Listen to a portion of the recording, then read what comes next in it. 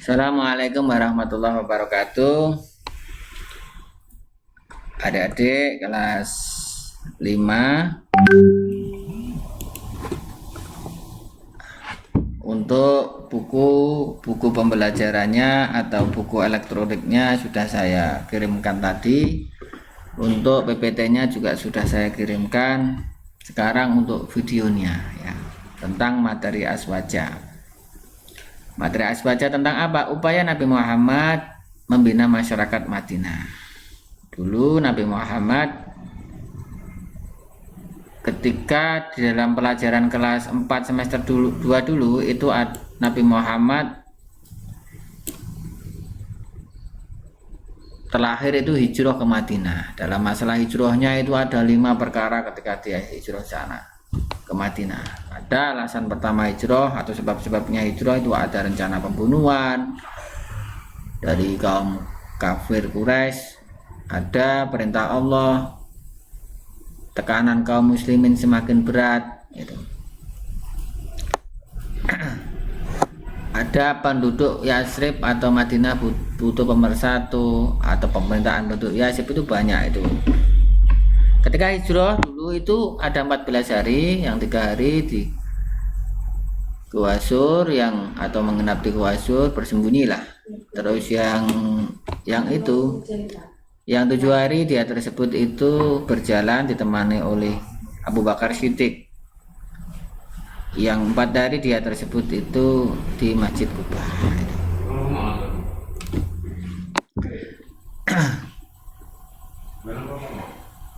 Di dalam hijrahnya dulu dari Mekah ke Madinah itu ada yang membantu, contoh yang menemani Abu Bakar Siddiq, yang mengirim bekal itu Asma binti Abu Bakar Siddiq, ada Abdullah bin Uraikid, ada Amin bin Fuhairah. Itu adalah orang-orang yang menjadi petunjuk jalan sekaligus menghapus jejak Nabi Muhammad. Kenapa jejaknya dihapus? Karena jelas Mekah tersebut itu atau Mekah keadaannya kan padang pasir, jelas ada jejaknya, jejak kaki, jejak apa saja itu ada. Beda ya, beda di Tegal Bang, apalagi di aspal itu. Melanjutkan sekarang kelas 5 semester 1 ini tentang upaya Nabi Muhammad dalam membina masyarakat Madinah. Yang dilakukan atau upaya-upaya yang dilakukan Nabi Muhammad terhadap penduduk Yasrib itu ada 4 hal. Yang pertama adalah bidang agama, yang kedua tersebut itu bidang sosial, yang ketiga bidang ekonomi, dan yang terakhir adalah bidang keamanan atau pertahanan. Jadi yang dilakukan Nabi Muhammad sesampai di Yasrib atau di Madinah itu ada 4 hal ini. Akan kami terangkan sedikit-sedikit satu persatu. Dalam bidang agama, Nabi Muhammad berusaha untuk mewujudkannya dengan cara apa? Membangun masjid, namanya Masjid Nabawi. Yang tanahnya tersebut itu dibeli dari anak yatim Sahal dan Suhail, gunanya untuk mendirikan masjid, yang di situ Masjid Nabawi tersebut berfungsi untuk beribadah, perencanaan kegiatan, tempat belajar, tempat menampung orang yang kehabisan bekal atau mengadili perkara. Jadi ini adalah fungsi daripada Masjid Nabawi. Jadi masjid, kalau ada pertanyaan, masjid yang pertama kali dibangun oleh Nabi Muhammad masjid apa? Masjid Nabawi. Tanyanya siapa? Tanyanya Nabi Muhammad. Yang di situ diberi dari Sahal dan Suhail 10 dinar. Fungsinya masjid seperti ini, sejak dulu sampai sekarang itu fungsinya ini.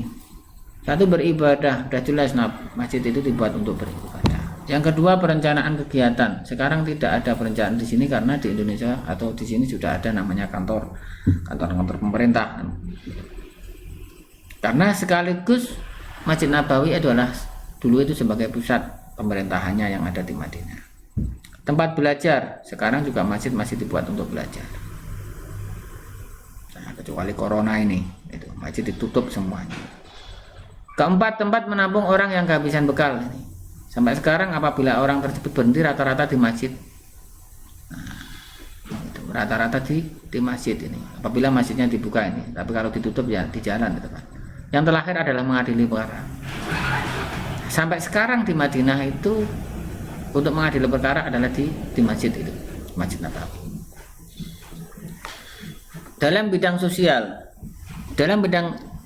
yang dilakukan Nabi Muhammad adalah ada 4 minimal, tapi di dalam 4 tersebut itu diringkas menjadi satu, yakni melakukan pernikahan antara kaum Muhajirin dan Ansor.